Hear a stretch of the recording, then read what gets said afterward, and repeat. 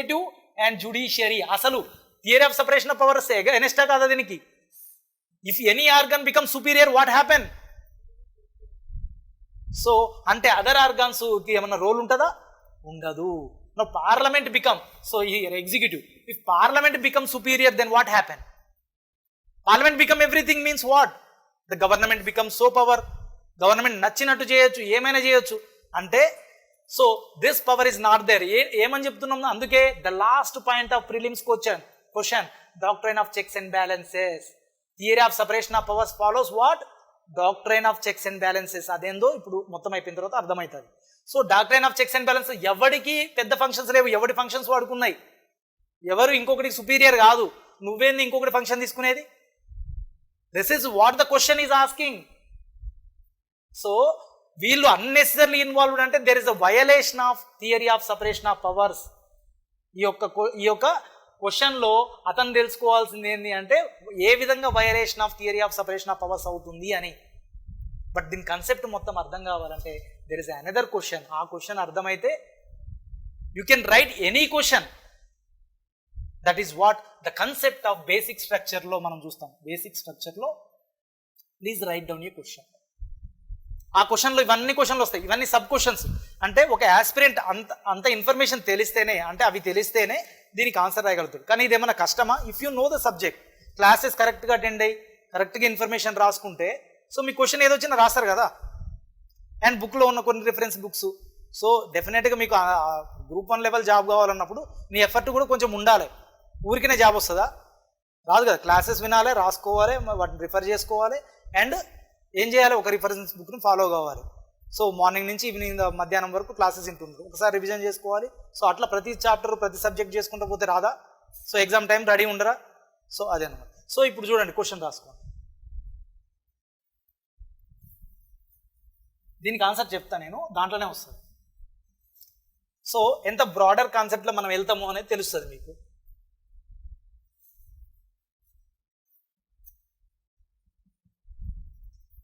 Please write down the question. The power of the parliament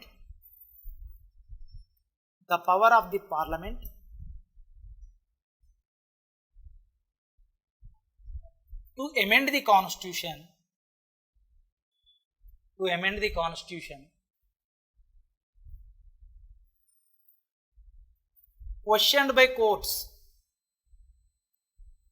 by courts time to time.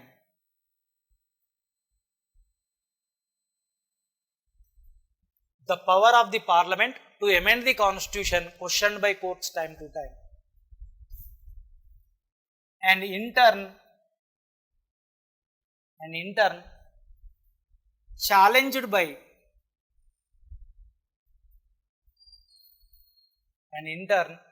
challenged by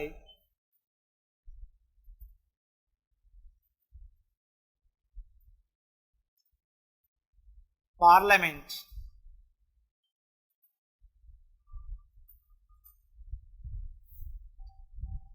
What is the role of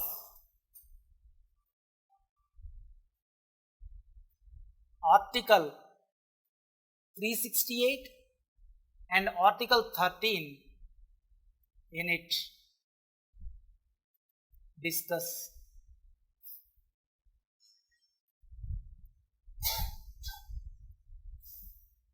Question చూడండి. The power of the parliament to amend the constitution questioned by courts time to time and in turn challenged by parliament. What is the role of Article 368 and Article 13 in it? Okay, ఇది ఒకటి. Group 1లోనే previous క్వశ్చన్లో ఇంకొక question, అంటే అన్ని related ఎన్ని క్వశ్చన్లు వచ్చినాయో దీనికి మొత్తం వంటి అంబ్రిల్లా ఆఫ్ క్వశ్చన్స్ ఉంటాయి. ఇది తెలిస్తే మీకు అన్ని క్వశ్చన్లు డిఫరెంట్ ఎన్ని అడిగినా రాయొచ్చు. What according to the Supreme Court? What according to the Supreme Court? What according to the Supreme Court?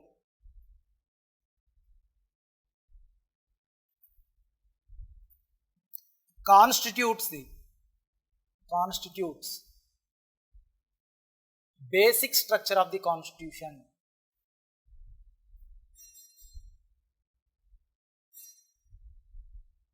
Basic structure of the constitution. Please name a couple of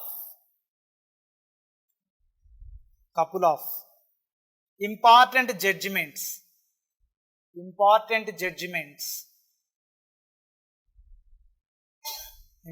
judgments of the Supreme Court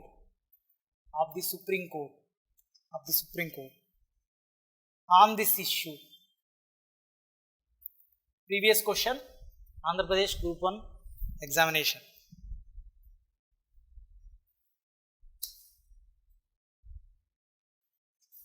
ఇక్కడ తెలుగులో ఏంటండి, the power of the parliament to amend the constitution అని అంటే తెలుగులో ఏమనొచ్చు, so parliament గల రాజ్యాంగాన్ని సవరించే అధికారాన్ని కోర్టులు పదే పదే ప్రశ్నించాయి. సో అండ్ పార్లమెంటు దానిని తిరిగి ఛాలెంజ్ చేసింది.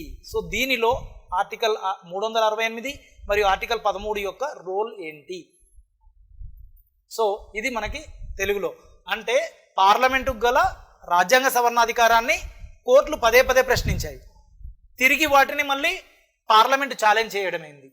సో దీనిలో ఆర్టికల్ 368 మరియు ఆర్టికల్ 13 యొక్క పాత్ర ఏమిటో వివరించండి. ఇది తెలుగులో.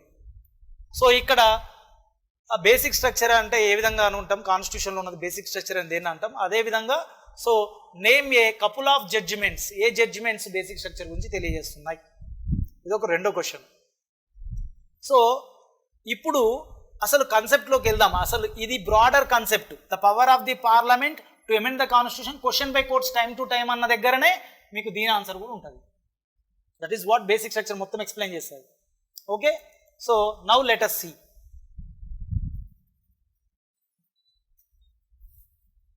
అండ్ ఇంకో క్వశ్చన్ ఏం చెప్పినా మనం ఇంతకుముందు, ఆర్టికల్ 368 సబ్ క్లాస్ 4 and 5 అన్నీ ఇంక్లూడెడే, మొత్తం 3 రాసుకోండి ఒక దగ్గరనే. So now we will see, అంటే మొత్తం సినిమా అర్థమైతే ఎట్లా మధ్యలో ఏ సీన్ వచ్చినా మీరు రాయొచ్చుగా, అట్లా అనమాట. మొత్తం టోటల్ మూవీ చూద్దాం. సో ఇప్పుడు the power of the parliament to amend the constitution, question by courts time to time అంటే మొట్టమొదటి రాజ్యాంగం ఫస్ట్ సవరణ కాంచి చూద్దాం. సో ఫస్ట్ మనకి ఎవరి power of the parliament? So power of the parliament to amend the constitution. So constitution యొక్క amending power అనేది ఎవరి పవరు? పార్లమెంట్కు ఉన్న పవర్ కదా. సో దీన్ని ఎవరు క్వశ్చన్ చేస్తారట అంటే ఒక లెజిస్లేటివ్కి ఉన్నటువంటి పవర్ని జ్యుడిషియరీ క్వశ్చన్ చేస్తుందనే కదా దీని అర్థం. టైం టు టైం క్వశ్చన్ చేస్తుందంట అంటే మేబీ ఇంటర్ఫీర్ అవుతుందా, మేబీ నీకు పవర్ లేదని చెప్తుందా, ఏదైనా కావచ్చు. ఎట్లా చెప్తుంది? ఏదో కొన్ని జడ్జిమెంట్స్ ద్వారా చెప్తుంది. మళ్ళీ ఇదేం చేస్తుంది, కొన్ని నాకు పవర్ లేదంటవా అని ఏమొస్తుంది, కాన్స్టిట్యూషనల్ అమెండ్మెంట్ యాక్ట్లతో వస్తుంది. వచ్చి ఇప్పుడు చూడు కాన్స్టిట్యూషన్నే అమెండ్ చేసిన, కాన్స్టిట్యూషన్ ఎక్కడ వద్దని చెప్తుంది నన్ను, కాబట్టి నువ్వు యాక్సెప్ట్ చేయి. ఎస్, నేను యాక్సెప్ట్ చేసిన. ఇది ఫైట్. ఈ చిన్న స్టోరీ అర్థమైతే కాన్సెప్ట్ అంతా అర్థమవుతుంది. సో జ్యుడిషియరీ ఏమంటుంది, నీకు ఈ పవర్ లేదంటుంది. వీడేం చేస్తాడు, అమెండ్మెంట్తో వస్తాడు. సో ఆ అమెండ్మెంట్ కూడా మరీ పర్ఫెక్ట్గా లేదు, కాన్స్టిట్యూషన్ వైలేట్ చేసిన అనుకో, మళ్ళీ ఒప్పుకుంటాడా జ్యుడిషియరీ? ఒప్పుకోడు. సో ఓకే చేయగలుగుతాం అన్నట్లుంది, అప్పుడు ఓకే చేస్తాడు. అంటే ఈ రెండింటి మధ్య ఉన్నటువంటి ఫైట్ని అండర్స్టాండ్ చేసేదే ఈ question. Now let us see the first one. మనకి problem after constitution came into being. So 26 January 1950 అంతే కదా, కాన్స్టిట్యూషన్ వచ్చిన తర్వాత మొట్టమొదటి constitutional amendment act, the first constitutional amendment act 1951.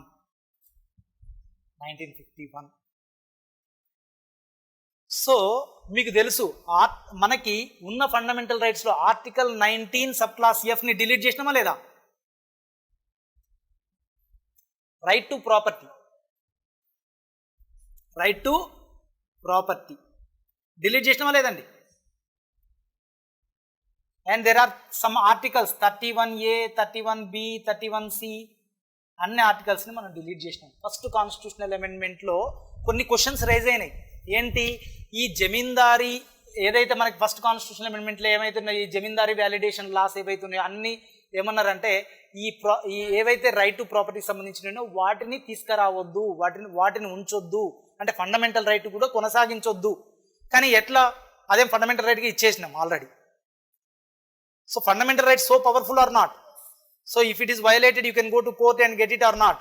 So మీకు ప్రాపర్టీ కూడా ఫండమెంటల్ రైట్ అయితే ఏమవుతుంది అంటే, ఫర్ ఎగ్జాంపుల్ ఇక్కడ ఒక ఫ్లైఓవర్ కన్స్ట్రక్ట్ చేయాలి, ఒక ఇల్లు అడ్డు వస్తుంది, for larger interest of people అను కట్టేది డెవలప్మెంటల్ పర్పస్గా ఒక పెద్ద ప్రాజెక్ట్ కట్టాలి అంటే నీకు ఒక 2-3 విలేజ్లు మునిగిపోతున్నాయి, కానీ వేల కోట్ల ఎకరాలకు నీళ్ళు వస్తుంది అంటే కొంత సాక్రిఫైస్ చేయాలని. నీకు అదే property right to property fundamental right ఉంటే గవర్నమెంట్ తీసుకోలేస్తుందా ల్యాండ్?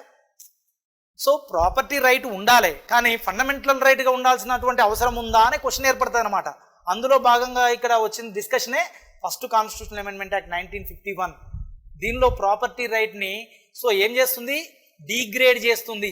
చిన్నగా పోతుంది తర్వాత ప్రాపర్టీ రైట్, కానీ ఫస్ట్ డీగ్రేడ్ చేయడము, తర్వాత లీగల్ రైట్గా 300A ప్రకారం మారవడం జరుగుతుంది. ఫండమెంటల్ రైట్ కాదు right to property, it is a legal right అని 300A కింద చేస్తాం. కానీ ఒక కాన్సెప్ట్ మొదలవుతుంది ఇక్కడ. ఫస్ట్ కాన్స్టిట్యూషనల్ అమెండ్మెంట్ యాక్ట్ 1951 ప్రకారం నీ యొక్క రైట్ టు ప్రాపర్టీ అనేది no more going to be a fundamental right. ఎందుకు ఫండమెంటల్ రైట్ ఉంటే న్యాయ సమీక్ష అధికారం ద్వారా ఏం చేస్తారు, so there is a judicial review power of judiciary. So if government takes the land, so it is a fundamental right, then it is violation of fundamental right. ఒక చట్టం తీసుకొచ్చింది parliament came up with a law. If it violates the fundamental right, violates the constitution అంటే ఊకుంటుందా? Judiciary with judicial review power కొట్టేస్తుంది. మరి జరగకుండా ఉండాలంటే ఏం చేయాలి, రాజ్యాంగ సవరణ తేవాలి, తెచ్చిరు. చిన్నగా దాన్ని కొంచెం ఇన్వాలిడేషన్ చేయడానికి ప్రయత్నాలు చేసినారు. So later Punjab tenancy act అని ఒకటి వస్తుంది. ఇక్కడ దానికన్నా ముందు Shankari Prasad case, Shankari Prasad case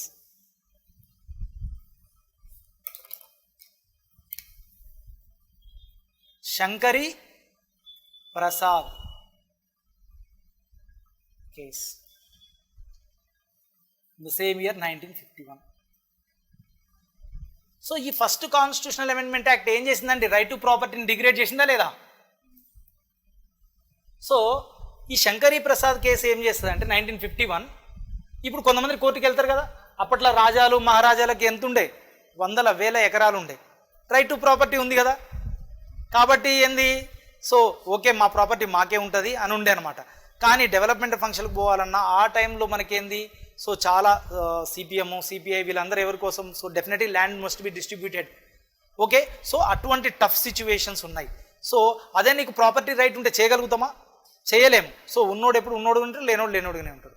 so ఇక్కడ ఈ శంకరీ ప్రసాద్ కేసు 1951లో ఒకవేళ ఒక అమెండ్మెంట్ తెచ్చింది పార్లమెంటు, ఇది తేగలదా తేవద్దా? తెచ్చింది, ఫర్ బెటర్ పర్పసే తెచ్చింది కదా.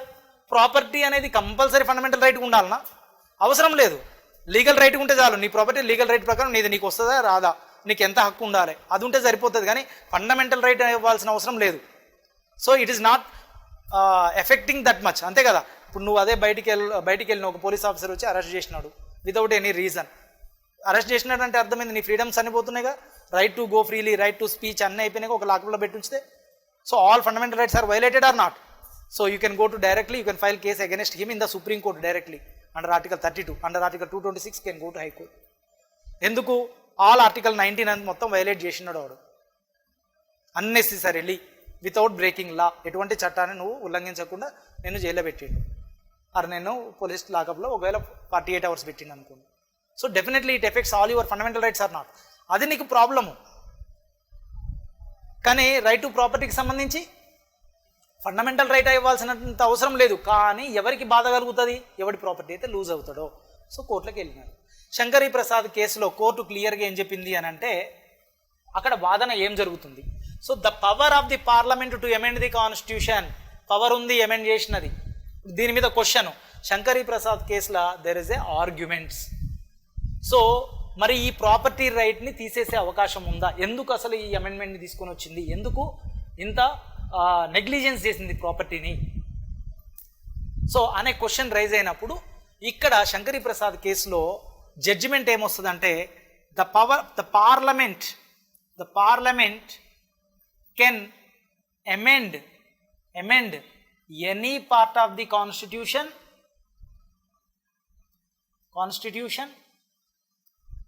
including fundamental rights అంటది. ఎవరంటున్నారండి? శంకరీ ప్రసాద్ కేసులో సింపుల్గా అర్థం చేసుకోండి, కేసుని పెద్దగా టఫ్ ఏం లేదు. Parliament can amend any part of the constitution including fundamental rights. ఇక్కడ క్వశ్చన్ ఏంది, ఫండమెంటల్ రైట్స్ నువ్వు ఇన్వాలిడ్ చేసినావు కదా, కొంచెం డిగ్రేడ్ చేసినావు కదా. సో అంటే ఫండమెంటల్ రైట్స్ని నువ్వు ఏ అమెండ్మెంట్ ద్వారా చేసినావు, 1951 ఫస్ట్ కాన్స్టిట్యూషన్ అమెండ్మెంట్ ద్వారా చేసినావు. సో అప్పుడు దీని మీద 2 people ఉన్నారు కోర్టులో. సో సపోర్టర్స్ అపోనెంట్స్ ఉన్నారు, అంతే కదా. సో ఇప్పుడు కోర్టు ఏం చేసినది, వీళ్ళ అపోనెంట్స్ ఏం చెప్తున్నారు, అసలు ఈ పవర్ లేదు, ఫండమెంటల్ రైట్ ఉన్నది కదా, ఫండమెంటల్ రైట్ ఉన్నదని ఎట్లా తీసేస్తుంది పార్లమెంటు, అది చాలా ఇంపార్టెంట్ కదా. సో అలా ఎలా వైలేట్ చేస్తుంది, సో కాన్స్టిట్యూషన్ అమెండ్మెంట్ ద్వారా అని కొంతమంది క్వశ్చన్ చేస్తారు. కానీ జ్యుడిషియరీ ఏం చూస్తుంది, అసలు పార్లమెంట్కి ఏ పవర్ ఉంది, అమెండ్మెంట్తో రావచ్చు కదా. Yes, now that is why the parliament have superior powers to amend the what, constitution. ఎవరికి హక్కు ఉంది 3 ఆర్గాన్స్లో అంటే రాజ్యాంగాన్ని సవరించే అధికారం ఎవరికి ఉంది, పార్లమెంట్కు ఉంది. సో శంకరీ ప్రసాద్లో జడ్జిమెంట్, ఫైనల్ జడ్జిమెంట్ ఏమొచ్చిందంటే parliament can amend any part of the constitution. Yes, parliament వద్దంటే దాన్ని తీసివేయవచ్చు. అది అంత ఎఫెక్ట్ అవుతుందా కాదా కూడా చూస్తుంది.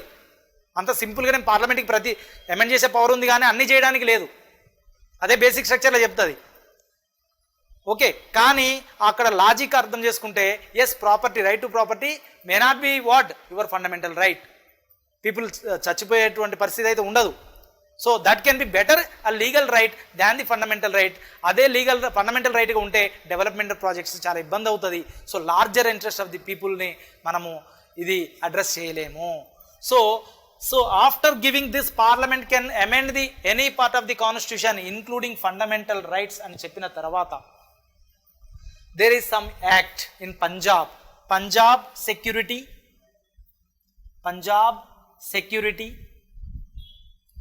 and land tenure act వస్తుంది. land tenure act 1953. ఇదేంటంటే limitation on your land position. 100 ఎకరాలు ఉంటే ఇగో ప్రతి ఒక్కరికి 70 ఎకరాలు ఉండాలి, ఇట్లా లిమిటేషన్ ఆన్ ల్యాండ్స్ పెట్టిరన్నమాట. అక్కడ కూడా రైట్ టు ప్రాపర్టీ పోతుందిగా. అర్థమవుతుందా, అంటే ఈ కాన్సెప్ట్లు ఎక్కడి నుంచి వస్తున్నాయో మనం చూస్తున్నాం క్లియర్గా. So Punjab security and land tenure act అంటే ఒక చట్టం అనేది వచ్చింది. ఈ చట్టం అనేది కూడా ఏంది, అసలు 1951 కన్నా ముందు పోతే ఏంది, కాన్స్టిట్యూషన్ వైలేషనే కదా. నీకు 100 ఎకరాలు ఉన్నాయి, 70 ఎకరాలే ఉండాలా, 30 ఎకరాలు ఉన్నాయి, you are limiting your land positions. So first constitutional amendment act దీని మీద కొంతమంది భూస్వాములు ఎగెనెస్టా కాదా, ఎగెనెస్ట్. కానీ ఏం చెప్తుంది శంకరీ ప్రసాద్ కేసులో క్లియర్గా, మీరు మీరు మీరు చెప్పినంత మాత్రాన అదేం జరగదు. According to Shankari Prasad case the court said, honourable supreme court said what, the parliament can amend any part of the constitution and including what, fundamental rights. So fundamental రైట్ని ఉంచాలన్నా తీసేయాలన్నా పార్లమెంట్కి ఆ పవర్ ఉందని చెప్తుంది. అండ్ ఆల్సో క్లియర్లీ దాన్ని justify చేయడానికి, in order to justify this judgement, parliament under article 368, article 368 ఏం మాట్లాడుతుందండి, procedure to amend the constitution. Yes or no, under article 368, that means article 368 empowered the parliament so and telling that the parliament has ordinary legislative powers and constitutional legislative powers. So article 368 ప్రకారము parliament కి ordinary legislative power ఉంది మరియు constitutional legislative power ఉంది. అంటే సాధారణ శాసనాలు చేసే హక్కు, శాసనాల హక్కు, అదేవిధంగా రాజ్యాంగ సవర్ణ శాసనాల హక్కు, సవర్ణ శాసనాలను ఏర్పాటు చేసే హక్కు, 2 హక్కులు ఉన్నాయని చెప్తుంది. ఇన్ శంకరీ ప్రసాద్ కేసులో ఏమని చెప్తుందండి, the parliament under article 368 of the constitution is having 2 important powers. One is ordinary legislative power and second one is constitutional legislative powers. Difference ఉంది. ordinary legislative powers అంటే నిర్భయ యాక్ట్, ఒక బిల్లు పెట్టినావు అది యాక్ట్ అయింది, అది ఆర్డినరీ శాసనమా కాదా. So రాజ్యాంగ సవరణ 73rd constitutional amendment act, something adding to the constitution are deleting the constitution become constitutional amendment. So అంటే పార్లమెంట్కి అండర్ ఆర్టికల్ 368 2 పవర్స్ ఉన్నాయి. సాధారణ శాసనాలను నిర్మించే అధికారము, రాజ్యాంగ సవర్ణ శాసనాలని నిర్మించే అధికారం ఉంది. కాబట్టే ఏమంటున్నాడు శంకరీ ప్రసాద్ కేసులా, parliament has 2 powers under article, justifying this statement, justifying the judgement. ఏ విధంగా ఈ judgement ఇస్తున్నాడండి?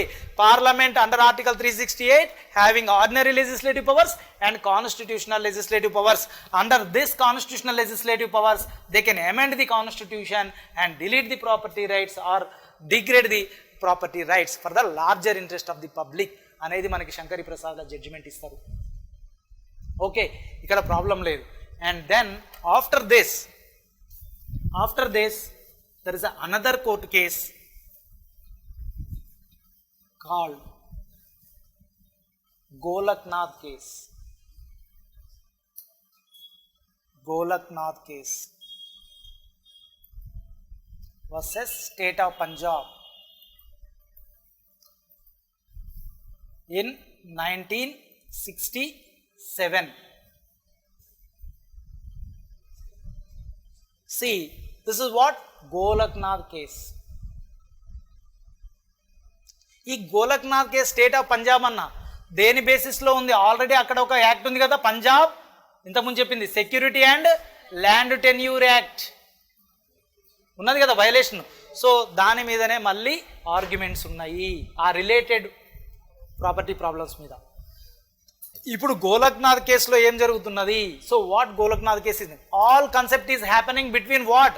Now parliament means what? Here parliament means what? Legislative versus ఏం జరుగుతుందండి? జుడిషియరీ, అంతే కదా. The power of the parliament to amend the constitution questioned by courts time to time. Question చేస్తున్నాయా లేదా? So and in turn challenged by parliament. Let us see. So now Golaknath case versus what? State of Punjab 1967. In this case, a judgment is given. The judgment came, Parliament cannot amend any part of the Constitution, including fundamental rights. Parliament cannot amend any part of the Constitution, including fundamental right. So what is this? It is completely reversed whom? Shankari Prasad case. అంటే ఎప్పుడైనా గుర్తుపెట్టుకోండి, supreme court ఇంతకు ముందు చెప్పిన జడ్జిమెంట్నే continue చేయాల్సిన అవసరం లేదు. ఒకవేళ సుప్రీంకోర్టు అనుకుంటే కనుక ఇది నెగిటివ్ జడ్జిమెంట్ అనుకుంటే దానికి ఆ శక్తి ఉంది, వేరే జడ్జిమెంట్ని తీసుకొచ్చే శక్తి. కాబట్టి ఎప్పుడు ఒకే జడ్జిమెంట్ కంటిన్యూస్గా, మరి అప్పుడు కరెక్ట్ అయిన జడ్జిమెంట్ ఇప్పుడు ఎలా రాంగ్, అలా ఏముండదు. So it is a process of interpretation. ఆ టైంలో అది కరెక్ట్ అనుకుంటే అలాంటి జడ్జిమెంట్ రావచ్చు, తర్వాత దాన్ని అనాలిసిస్ చేసి ఏమైనా ఎర్రర్స్ ఉన్నాయంటే కరెక్ట్ చేసుకొని మళ్ళీ రావచ్చు. ఇదే కరెక్ట్ జడ్జిమెంటా, ఇదే కరెక్ట్ జడ్జిమెంట్ అంటే ఆ టైంలో వచ్చిన జడ్జిమెంటే కరెక్ట్. సో దాంట్లో ఎర్రర్స్ ఉంటే టైం బీయింగ్ డిస్కషన్ జరుగుతుంది, అవి చేంజ్ అవుతాయి. సో ఇక్కడ ద పార్లమెంట్ సింప్లీ ఏం చెప్తుందండి శంకర్, మన గోలక్నాథ్ కేసులో గుర్తుపెట్టుకోవాలంటే పార్లమెంట్ కెనాట్ అమెండ్ అంటే రివర్సే కదా, cannot amend any part of the constitution including fundamental rights. Now who got problem? Now legislative is feeling that 1973 Indira Gandhi was powerful prime minister. So what is happening? నాకు power లేదంటావా పార్లమెంట్కి? Amending power article 368 is clearly telling procedure to amend the constitution. కానీ నాకు power లేదని అంటున్నావు. Yes or no? అంటే judiciary ఏం చేస్తుంది? Judiciary యొక్క జడ్జిమెంటు ఆర్టికల్ 368 దీనికి ఉన్న యాక్చువల్ పవర్ని తీసేయాలని చూస్తుందా లేదా? అంటే ఇది జుడిషియల్ ఓవర్ యాక్షన్ కాదా? అంతే కదా. So there is clearly article 368. There is a fight between what? Parliament and judiciary is happening or not? Judiciary unnecessarily interfering in the function of legislative or not, against to the what? Separation of theory of separation of powers ని violate చేయడానికి start చేసింది ఎవడు? First Golaknath versus state of Punjab కేసులో క్లియర్గా, ఇంకా పార్లమెంట్కి లేకపోతే ఇంక ఎవరు అమెండ్ చేస్తారు? అట్లనే ఉంటుందా constitution? According to changing condition చేయొద్దా? సో ఎస్, అంటే there problem comes for the what? Legislative. So legislative యొక్క పవర్ని ఎవరు ఎవరు అండర్మైన్ చేయాలని చూసిర్రు? జుడిషియరీ. అంటే లెజిస్లేటివ్ యొక్క అమెండ్మెంట్ పవర్ ఉండాలన్నా వద్దా? పార్లమెంట్కి ఉండాలి. కానీ దీన్ని లేదు అని జుడిషియరీ చెప్పిందంటే మరి every one get question mark or not? So supreme court యొక్క మాట కూడా మనం వినాల్సిందే. సో దెన్ ఎలా చెప్పాడు? There is a problem. Arguments ఉంటాయి కదా, how he justified his judgement. So ఏ విధంగా జస్టిఫై చేశాడంటే, ఎస్ ఆర్టికల్ 368 ఏదైతే ఉందో Article 368 is only talking about procedure to amendment, procedure to amend the constitution, amend the constitution. That doesn't mean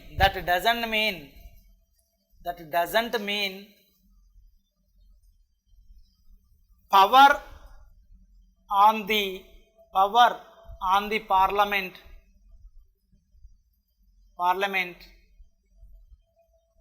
to amend the constitution, అంటే ఏమంటుంది, procedure to amend the constitution చెప్పిర్రు. Procedure అంటే ఈ procedure ఉంది అని చెప్తుంది ఆర్టికల్ 368 తప్ప article 368కి power ఉంది అని చెప్తుందా అంటాడు. అది గెటింగ్ ద పాయింట్. సింప్లీ అక్కడ ఉన్నటువంటి లాంగ్వేజ్ని బేస్ చేసుకొని జడ్జ్మెంట్ ఇస్తాడు. యా ఎస్ అంటే yes procedure to amend the constitution అంటే it doesn't mean what power on parliament to amend the constitution కదా. ఎక్కడైనా చెప్పి రాడా ఆర్టికల్ 368 పైన దీనికి యా ఓన్లీ ప్రొసీజర్ అని అన్నాడు, కానీ పవర్ అని ఎక్కడ చెప్తలేదు కదా. అంటే చెప్పడమే ఆ ఓవర్ యాక్షన్ అని అందుకే చెప్పి నేను judicial over action to take అవే అంటే మనం అర్థం చేసుకుందాము అన్నెసరీ ఇన్వాల్వ్మెంట్. సో అందుకే నెక్స్ట్ వస్తుంది, కంటిన్యూ అవుతాం మనం. సో ఇలా చెప్పి దాంతోపాటు ఏమున్నది, సో ఇది చెప్పిన తర్వాత so in the justification under article 368 parliament enjoys only ordinary legislative powers but not constitutional legislative powers అంటది. ఏమంటుందండి, సో పార్లమెంట్ ఎంజాయ్స్ ఏం లెజిస్లేటివ్ పవర్స్ అట, సాధారణ శాసనాలను మాత్రమే నిర్మించే అధికారం పార్లమెంటుకు ఉంది, కానీ రాజ్యాంగ సవరణ చేసే అధికారం అనేది పార్లమెంటుకు లేదు. ఎందుకు అని అంటే అకార్డింగ్ టు గోలక్నాథ్ ఏమంటున్నాడు, ఓన్లీ ప్రొసీజర్ టు అమెండ్ అని చెప్తుంది తప్ప power on parliament to amend the constitution అని చెప్పడం లేదు అని సో తన యొక్క జడ్జిమెంట్ని తాను జస్టిఫై చేసుకుంటాడు. ఎనీవే ఇట్ ఈస్ రాంగ్ తెలుసు. ఎవరికి తెలుసు, legislative definitely feeling that theory of separation of powers is affected. So పార్లమెంటుకు ఉండాల్సినటువంటి పవర్ని ఈ విధంగా తగ్గించడం కరెక్ట్ కాదు. అది that at the time of Indira Gandhi.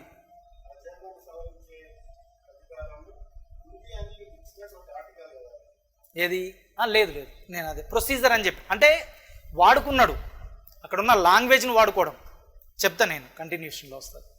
So అంటే procedure to amend the constitution అంటే చేయడమే, బట్ గోలక్నాథ్ డోంట్ వాంట్. ఆయన చీఫ్ జస్టిస్ ఆయన ఒక బెంచ్లో ఉండి ఆయన చెప్తున్నాడు అంటే ఆయన యొక్క ఆలోచనలను బట్టి ఆయన చెప్పిండు, కానీ తర్వాత ఇంకా ఆర్గ్యుమెంట్ జరుగుతాయి కదా, ఎట్లా అని మళ్ళీ క్వశ్చన్ చేస్తారు.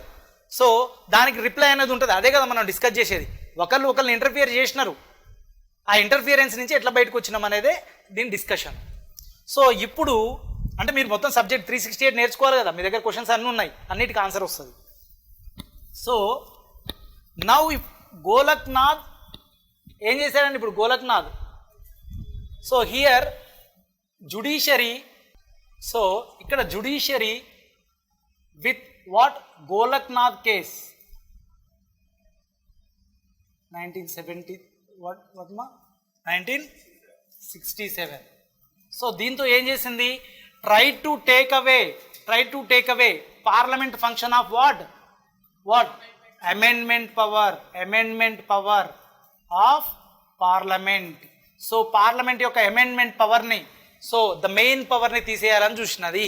That is the what the judiciary యొక్క interference on legislative with the Golaknath case. Now you have to understand after Golaknath case what happened. So దానికి రిప్లై ఎవరు ఇవ్వాలి ఇప్పుడు, the power of the parliament to amend the constitution question by court question చేసిందా లేదా, ఎవరిని, power of parliament to amend the constitution question చేసింది. గోలక్నాథ్ ఏమైనా question చేసింది, నీకు లేదు అన్నాడు. కాబట్టి ఇప్పుడు ఇంటర్ను ఎవరు ఛాలెంజ్ చేస్తారు దీన్ని, parliament. How means here parliament came up with replied with 24th constitutional amendment act. దేంతో రిప్లై చేసిందండి, 24th constitutional amendment act. So here 24th constitutional amendment act తోటి ఇట్ ట్రై టు రిప్లై. పడడం లేదు సార్, లేదా can anyone call to sir.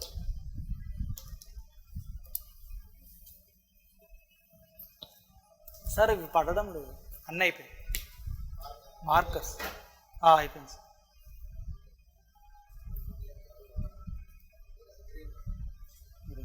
So ఈసారి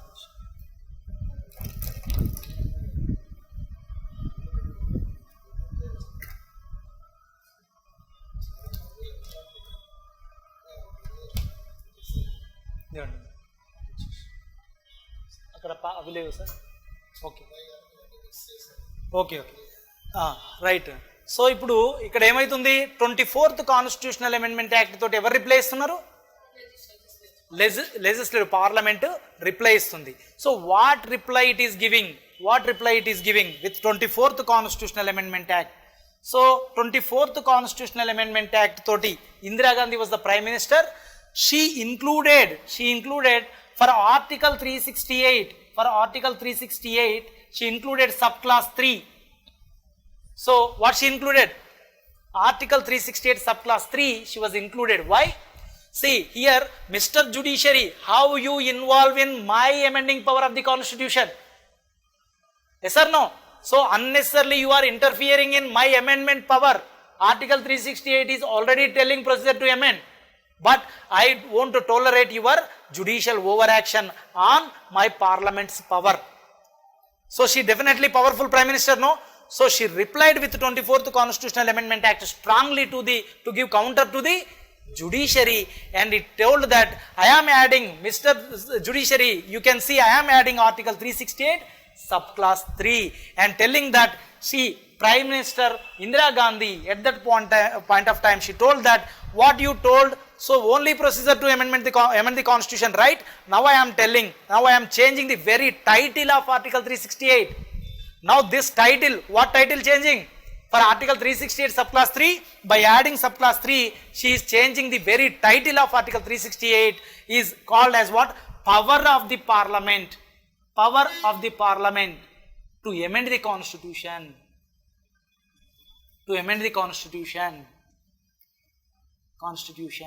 So article 368 title is changed to what, ma? Title is changed to what? Power of the parliament to amend the constitution. Mr. Golaknath, you told that what? Only procedure to amend, right? Now I am changing the title. Now see, the constitution amendment is happening. Now you read the constitution now after 24th constitutional amendment act. So now it is reading as what? Power of the parliament to amend the constitution, and as it is procedure to amend the constitution, the original one. Procedure to amend the constitution, both are there. So after changing the title, article 368, and also it is telling that now one particular article is there, very important article in the constitution, article 13. So what is article 13, ma? So article 13 means the laws made by legislature,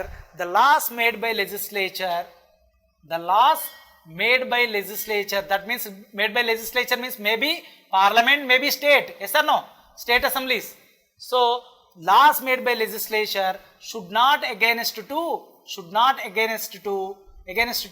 fundamental rights. So Mr. Parliament, if you come up with a law అంటే ఏంది? సాధారణ శాసనం. ఏదైనా ఒక సాధారణ శాసనం దేనికి అగెనిస్ట్గా ఉండకూడదు? ప్రాథమిక హక్కులకి అగెనిస్ట్గా ఉండకూడదు. సాధారణ శాసనం నేను చెప్తున్నా. So if you are coming up with a law, so that law should not against to your fundamental right. ఇప్పుడు నువ్వు ఫ్రీగా మూవ్ అవ్వచ్చు అని ఉంది, రేపు పొద్దున్నే ఫ్రీగా మూవ్ అవ్వద్దని పార్లమెంట్ ఒక చట్టం తెస్తుంది, వర్తిస్తుందా ఇది? ఆర్టికల్ 13కి against. So your law should not against to what? Fundamental rights అని ఎవరు చెప్తున్నారు? ఆర్టికల్ 13 చెప్తున్నది. సో అంటే so laws should not against అంటే ఈ గోలక్నాథ్ ఏం చేసిందంటే ఒకటేమో ఓన్లీ ప్రొసీజర్ టు అమెండ్ కానీ పవర్ ఆన్ ది పార్లమెంట్ అని లేదు కాబట్టి నేను ఈ జడ్జిమెంట్ ఇచ్చిన. ఇంకొకటి ఏమంటాడంటే observe article 13, no law should be against to what? Fundamental right అంటాడు. అసలు ఈ లా అంటే ఏంటి? అంటే ఈవెన్ కాన్స్టిట్యూషనల్ అమెండ్మెంట్ కూడా ఒక లానే అని ఎవరు చెప్తున్నారు? గోలక్నాథ్ చెప్తున్నాడు. గోలక్నాథ్ ఇంకో విధంగా కూడా చెప్తా నేను అంటున్నాడు. ఎట్లా? సో ఓన్లీ ఆ సాధారణ శాసనమే కాదు, రాజ్యాంగ సవరణను కూడా యాక్ట్ అని పిలవడం లేదా నువ్వు? అది కూడా ఒక లానే కదా. ఆ రాజ్యాంగ సవరణలు కూడా ప్రాథమిక హక్కులకు వ్యతిరేకంగా ఉండరాదు అని చెప్తాడు. Are you getting the point? So even article 13తో కూడా ఎవరు జస్టిఫై చేసుకుంటారు? గోలక్నాథ్ జస్టిఫై చేసుకుంటాడు. ఈవెన్ రాజ్యాంగ సవరణలు కూడా చట్టాలే, సాధారణ చట్టాల వలె. కాబట్టి చట్టం అనేది దేనికి అగెనిస్ట్గా ఉండకూడదు? ప్రాథమిక హక్కులకు అగెనిస్ట్గా ఉండకూడదు అని ఆర్టికల్ 13 చెప్తుంది. పార్లమెంటు దీనివల్ల కూడా నేను చెప్తున్నా నీకు ఈ పవర్ లేదు, ప్రాథమిక హక్కులని సవరించే అధికారం నీకు లేదు అని నేను చెప్తున్నా అని గోలక్నాథ్ ఎక్కడిచ్చాడు? అతని యొక్క జడ్జిమెంట్లో ఇచ్చినాడు. సో ఇప్పుడు దాన్ని కూడా తీసేయాలి కదా, కాబట్టి she added sub clause article 13కి she added sub clause 4 and read that now article 13 comes under article 368 అని చెప్తుంది. సో అంటే రాజ్యాంగాన్ని సవరించే పరిధిలోకి ఆర్టికల్ 13 కూడా వస్తుంది అని చెప్తుంది. అంటే దీన్ని బట్టి ఏమవుతుంది, ఆర్టికల్ 13 కూడా అండర్మైన్ అయిపోయినట్టే. ఆర్టికల్ 13 ఇప్పుడు దేని పరిధిలోకి వస్తుంది, ఆర్టికల్ 368. అంటే ఆ యొక్క ఆర్టికల్ 13లో అంటే రాజ్యాంగ సవరణలని సవరించవచ్చు అని చెప్తున్నట్టే కదా. 13 కూడా 368 కిందికి వస్తుందంటే 13ని కూడా చేంజ్ చేయొచ్చు కదా. సో ఆ విధంగా ఆర్టికల్ 13ని కూడా ఏం చేస్తుంది, అండర్మైన్ చేయబడుతుంది. దేని ద్వారా, 24th కాన్స్టిట్యూషనల్ అమెండ్మెంట్ యాక్ట్ ద్వారా. So this is what replied by Indira Gandhi for the what, Golaknath's judgement. So Golaknath జడ్జిమెంట్కి లెజిస్లేటివ్ ఏ విధంగా ఛాలెంజ్ చేసిందండి, 24th కాన్స్టిట్యూషనల్ అమెండ్మెంట్ యాక్ట్ ద్వారా. ఐ హోప్ ఇట్ ఈస్ 1971, మీరు చెక్ చేసుకోండి. సో 24th కాన్స్టిట్యూషనల్ అమెండ్మెంట్ ద్వారా ఏం చేసిందండి, సో 2 సబ్ క్లాసెస్ని యాడ్ చేసి again given strong power to the parliament to amend the constitution and fundamental rights. కానీ దీనిని తర్వాత వచ్చినటువంటి కేశవానంద భారతి కేస్, తర్వాత వచ్చినటువంటి ఏ కేసు అండి, Kesavananda Bharati case. So in Kesavananda Bharati case, Kesavananda Bharati case 1973. So it validated what, 24th Constitutional Amendment Act. Yes, 24th Constitutional Amendment Act is validated means accepted by Keshavananda Bharati case. So here the Supreme Court told that now Parliament can amend any part of the constitution including what, fundamental rights అని judgment ఇస్తుంది. The same judgment given by Shankari Prasad reversed in Golaknath. ఇట్లా గుర్తుపెట్టుకున్నా మీరు వెంటనే judgement చెప్పేయచ్చు. So ఏదో స్ట్రాంగ్గా ఇట్లా గుర్తుపెట్టుకున్నా, నీకు సబ్జెక్ట్ తెలిస్తే నువ్వు రాసేయచ్చు. So parliament can amend any part of the constitution including fundamental rights. సో ఎందుకు దేన్ని వ్యాలిడ్ చేసింది, validated 24th constitutional amendment act. అక్కడ క్లియర్గా టైటిల్ యొక్క నేమే చేంజ్ అయింది, ఆర్టికల్ 13 368 పరిధిలోకి వచ్చింది, ఇంకా ఛాన్సే లేదు. బట్ బేసిక్ స్ట్రక్చర్ ఒక్కటి చెప్పింది, ఏమని చెప్పిందండి, basic structure should not be affected. అంటే ఈ బేసిక్ స్ట్రక్చర్ డిఫెక్ట్ ఏదైతే ఎఫెక్ట్ అయితే ఏమవుతుంది, ఎగ్జిక్యూటివ్, లెజిస్లేటివ్, జ్యుడిషియరీ వాళ్ళ యొక్క బ్యాలెన్స్ ఇబ్బంది అవుతుంది. అండ్ ఫండమెంటల్ రైట్స్ ఇంపార్టెంట్ ఏవైతే ఉన్నాయో, philosophy of the constitution, secular, what ever మనకి ప్రియాంబులో చెప్పున్నాయో ఇవన్నీ కొన్ని బేసిక్ స్ట్రక్చర్లోకి వస్తాయి. ఆ బేసిక్ స్ట్రక్చర్ పోతే ఏమవుతుంది, so the ruling of the country, democratic ruling అనేది డిస్టర్బెన్స్ అవుతుంది. కాబట్టి కొన్ని బేసిక్ స్ట్రక్చర్ పరిధిలోకి వచ్చే వాటిని మాత్రం ఎమెండ్ చేయడానికి లేదు. కానీ పార్లమెంట్కి can amend most of the part of the constitution including fundamental rights, but not basic structure of the constitution. ఈ బేసిక్ స్ట్రక్చర్ అనేది జ్యుడిషియరీ టైం టు టైం చెప్తుంది అని చెప్పబడుతుంది. ఓకేనా? So this is what in the Kesavananda Bharati case. అంటే కేశవానంద భారతి కేసులో ఏమైందండి, ఈ 24వ రాజ్యాంగ సవరణ ద్వారా మళ్ళీ లెజిస్లేటివ్కి ఏం పవర్ వచ్చింది, మళ్ళీ దాని యొక్క పవర్ దానికి కంటిన్యూ అయినది. అండ్ తర్వాత ఇక్కడ బాగానే ఉంది. అండ్ ఆఫ్టర్ దట్ అంటే ఇక్కడ వరకు లెజిస్లేటివ్, జ్యుడిషియరీ ఓవర్ యాక్షన్ని లెజిస్లేటివ్ ఓకే కరెక్ట్ చేసుకున్నది. But now legislative is going to do over action against whom, the judiciary. ఏ విధంగా అంటే now legislative, so the Indira Gandhi want to undermine the judicial system in our country during the emergency time. So she came up with what, one is supersession of judges, so junior జడ్జిని senior ఎవరు chief జస్టిస్కి appoint చేయడము.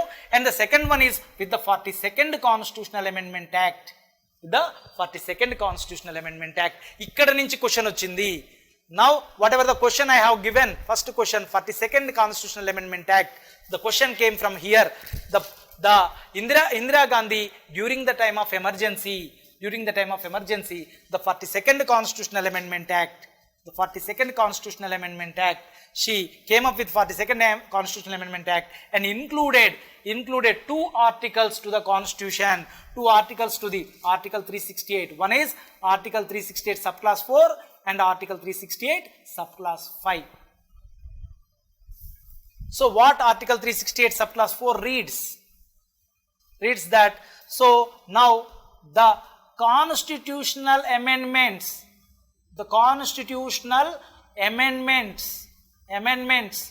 made by parliament should not be questioned in court of law, should not be questioned where? In courts or court of law. అంటే ఏవైతే రాజ్యాంగ సవరణలు చేయబడతాయో parliament ద్వారా వాటిని కోర్టులు ప్రశ్నించరాదు అంటుండు. సో ఎవరు? ఆర్టికల్ 368 సబ్ క్లాస్ 4 లా. అండ్ సబ్ క్లాస్ 5 లా there shall be no limitation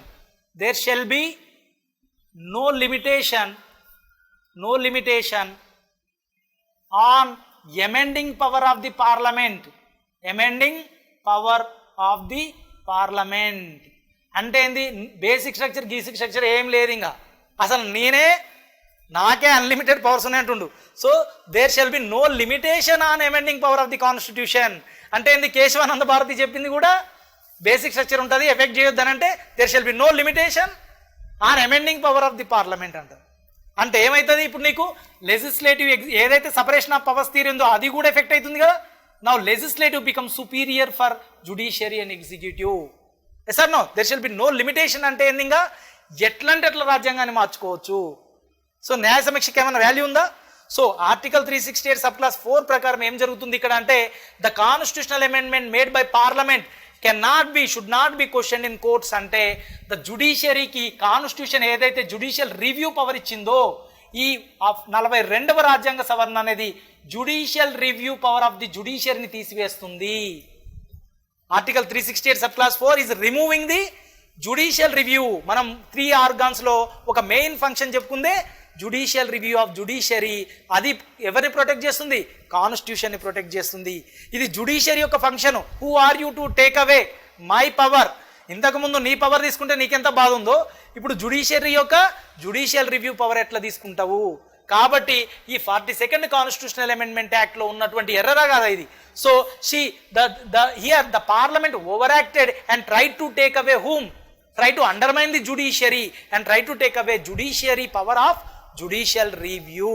so అప్పుడు ఏమైందండి? ఇక్కడ 42nd కాన్స్టిట్యూషన్ అమెండ్మెంట్ ద్వారా జుడిషియల్ రివ్యూ పవర్ని ఎవరు లాక్కునే ప్రయత్నం చేశారు?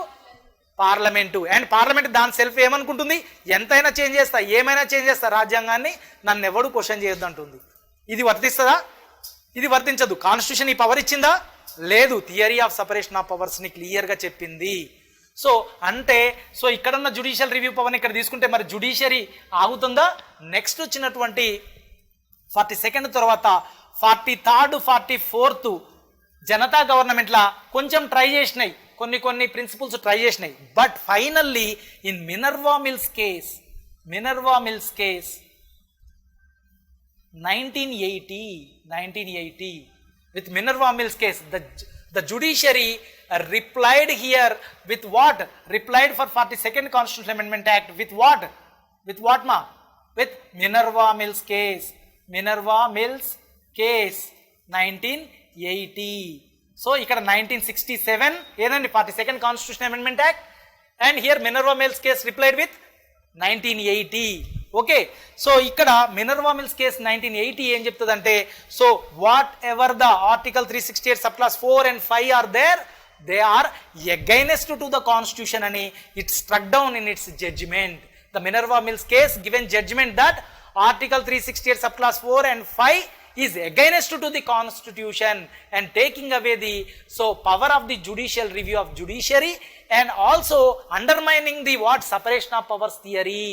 So that is why in Minerva Mills case, so it said I am struck down in what? Article 368 subclass 4 and Article 368 subclass 5.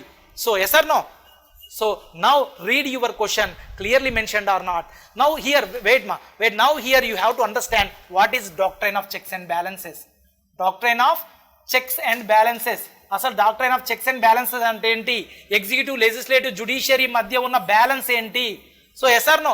Now legislative, ఇక్కడ చూడండి, when Golaknath case tried to take away function of the legislative, amending power of the legislative replied with what?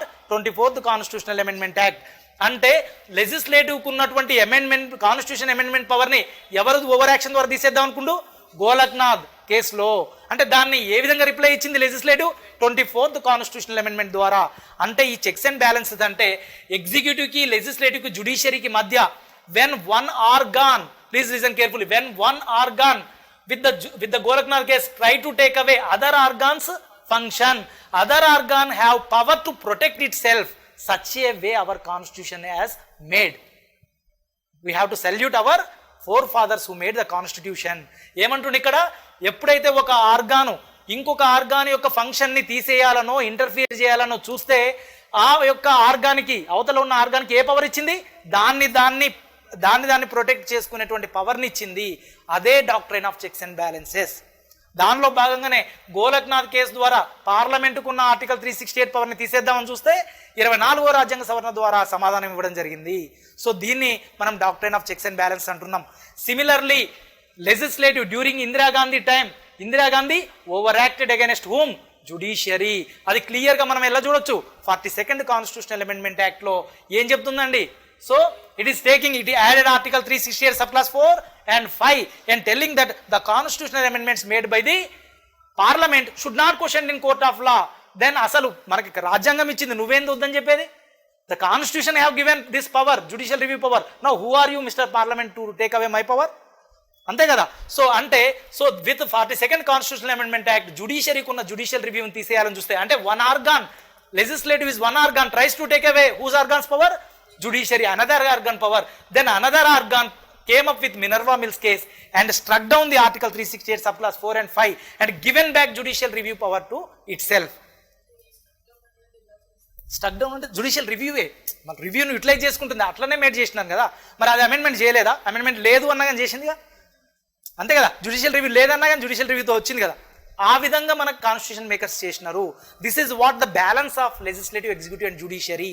అంటే ఇక్కడ నీకు doctrine of checks and balances అంటే అర్థం ఏంటంటే, when one organ tries to take away function of another organ, so another organ have power to protect it self is called doctrine of checks and balances. ఎప్పుడైతే ఒక organ మరొక organ యొక్క ఫంక్షన్ని తీసేయాలని చూస్తుందో, ఆ యొక్క ఆర్గాను ఏదైతే తీసేయబడుతుందో ఆ యొక్క ఆర్గానికి దాని యొక్క ఫంక్షన్ని ప్రొటెక్ట్ చేసుకునే శక్తిని ఎవరిచ్చిర్రు? మన రాజ్యాంగం ఇచ్చింది. కాబట్టి దీనినే doctrine of checks and balances అంటున్నాము. సో అందుకే ఇప్పుడు 2016 గ్రూప్ 1 ఎగ్జామ్లో ఇచ్చినటువంటి క్వశ్చన్ చదవండి, ఒకళ్ళు గట్టిగా చదవండి. First question,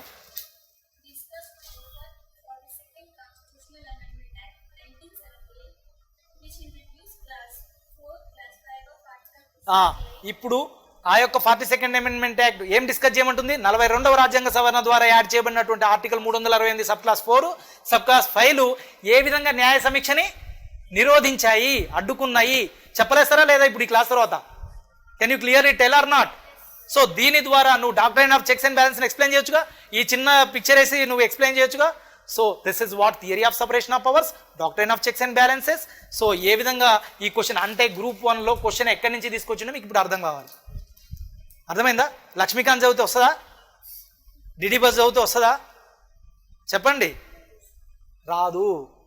so proper understanding ఉంటేనే సబ్జెక్ట్ మీద క్లియర్గా, సో క్లాస్ నోట్స్ని క్లియర్గా ఫాలో అయ్యి, సో దాన్ని చదివి మళ్ళీ మీరు ఏమైనా రిఫరెన్స్ కావాలన్నప్పుడు రిఫరెన్స్ బుక్స్ చూసుకుంటే, ఇప్పుడు మీకు ఏ క్వశ్చన్ వచ్చినా రాస్తారా రాయరా?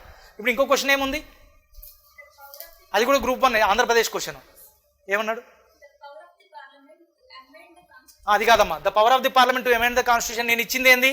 టోటల్ సబ్జెక్ట్ ఇచ్చిన. This is my question to explain all the questions. Next question,